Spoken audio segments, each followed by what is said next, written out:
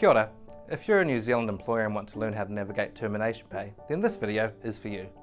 Termination pay can be a tricky topic, but here at Smart Payroll, we've got over 20 years of experience. That's why we've created our Smart series, where we share practical payroll advice to help you stay compliant and run your business smarter.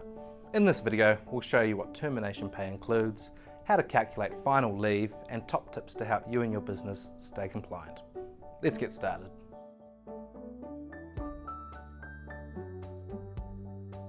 Termination pay is another name for the payment that an employee receives after their employment has ended.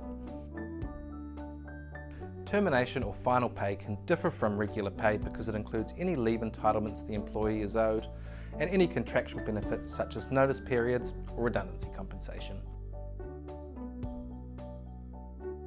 This is generally paid to an employee on their last day of work, or no later than the next pay period from the actual termination date.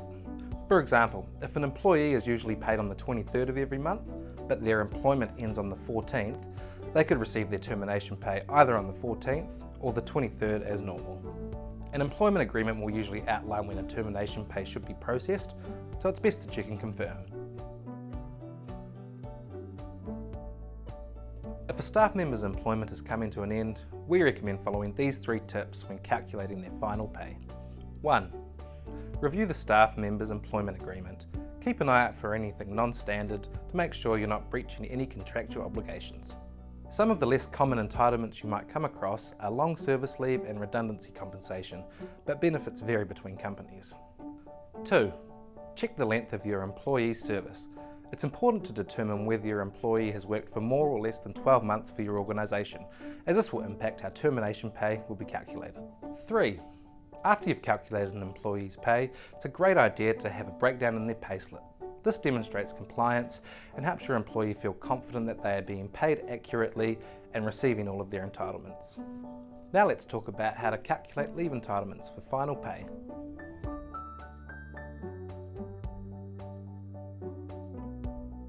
If they've worked for less than 12 months, the calculation is relatively straightforward. Your employee should be paid 8% of their gross earnings since they started employment, less any leave taken in advance. You'll also have to pay out any contractual benefits they may be owed. If an employee has worked for longer than 12 months, things get a little more complicated. In this case, the employee's leave entitlements are made up of 3 things: any annual leave owed, any alternative or public holidays owed, any annual leave accrued.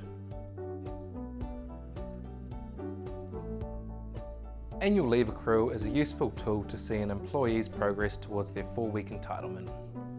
The Holidays Act states that employees are only entitled to their 4 weeks of annual leave every 12 months.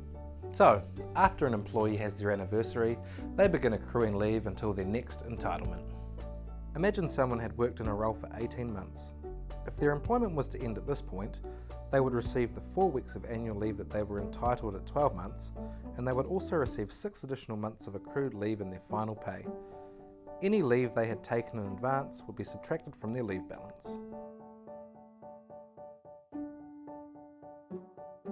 Let's break it down into 4 steps. 1. Calculate the employee's gross earnings from when they last received their annual leave entitlement to the date the employment ends. 2. Add the value of any unused annual leave and public and alternative holidays owing to these gross earnings. 3. Work out 8% of this sum. And 4. Subtract any leave taken in advance. So, there you have it, the basics of termination pay. For more info on how to calculate final pays, check out our blog. For more handy hints and payroll advice, have a look at the rest of our Smart series, brought to you by Smart Payroll.